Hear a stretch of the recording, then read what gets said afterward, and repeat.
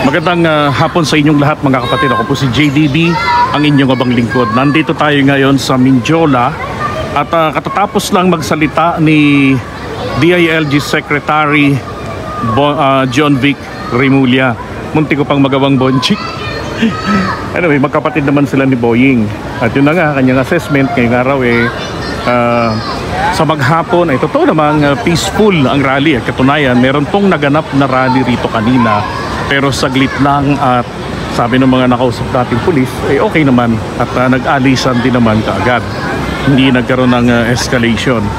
Na katulad ng ipinagbabanta ng mga supporters si dating Pangulong Duterte na lulusubin nila ang Malacanang, papatalisigin si PBBM, by November 17 ay iluluklok na nila si Saltik, si Sara. Sabi rin kasi nila Pokis tsaka ni Mike Defensor na paano kung dumami yung tao, mabot ng 1 milyon, 2 milyon, mga ganyan, di ba? Sa interview nila, parang sa ano tayo, bilyonaryo. Hindi raw mapipigilan. And then mind conditioning sa mga military na kapag ganun, bilang mga leader, referring to the military, bilang mga leader na raw, ay kumbaga pabayaan na lang yung silakbo ng kalooban ng damdamin ng mga mamamayan, ng mga rallyista na hindi naman sila ang representante o tunay na representante ng damdamin o ng sentimiento ng taong bayan. Diba? Alam nyo naman, ang purpose talaga nila para lang naman dito makaganti kay PBBM dahil sa paniwala nila itong naging dahilan kung bakit yung kanilang puon, si Digong, ay ngayon ay nakakulong na sa ICC at si Bato de la Rosa ay napipinturing sumunod at maipamigay sa ICC. Yun, at di ba ang INC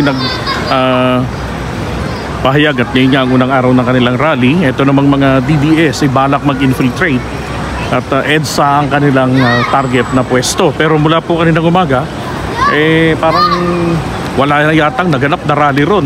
Ang mga nando doon so far nakita ko lang sa balita ay mga pulis kagabi ang nag-abang sa kanila.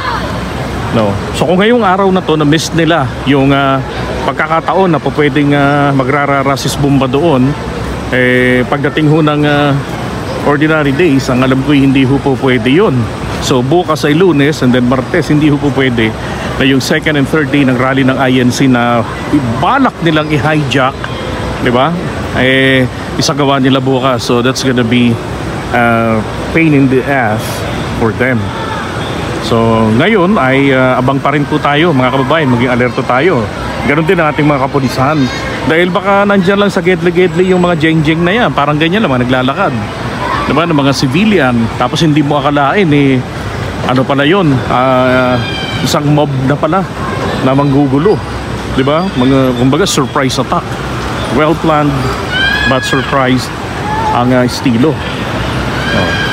Meron tayong nakita rito na biglang pinag-formation kanina bago dumating si John Vic Remulla, mga kapulisan natin. Diyan naganap dati yung isa sa mga batuhan, yung merong apoy nang ginamit, may molotov cocktail na, dyan yon.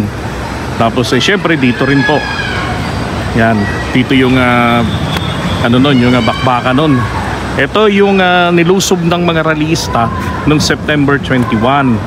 Yan. Ito na pasok. Ito na nga lang alam niyo ba kung ano yan? Yan ay imbornal.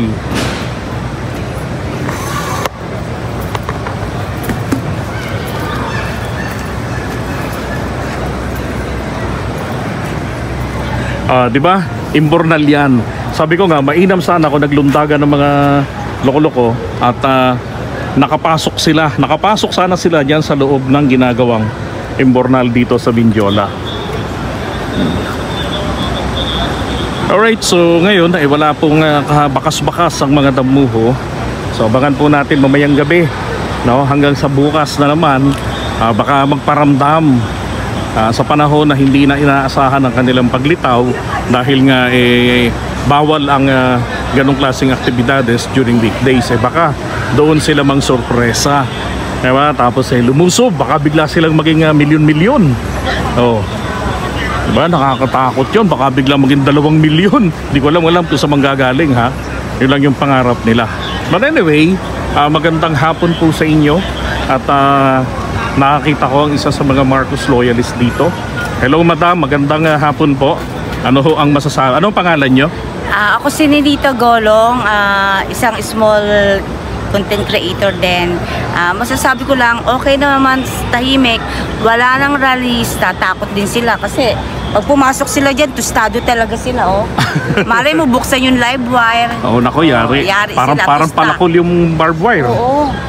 Pero maganda po ito kasi kaysa sa nangyaring nung September 21 na rally, talagang grabe ginawa ng mga yon. Nag-riot, sunog, grabe, sinira yung mga tanim, pati yung mga island dyan, pininturahan ng kung ano-ano. Pero ngayon talaga pong handang-handa po ang ating mga kapulisan. Saludo po sa inyong mga sir. Alright, pero may bukas pa, hanggang isang araw pa. 3 araw to eh. Ano? Abangan pa natin, ano? Oo. Baka biglang mambulaga. Oo. Hindi naman sila dinaalis, di ba? Dito rin naman sila eh. Sinabi naman ni Sir Junbic yun eh.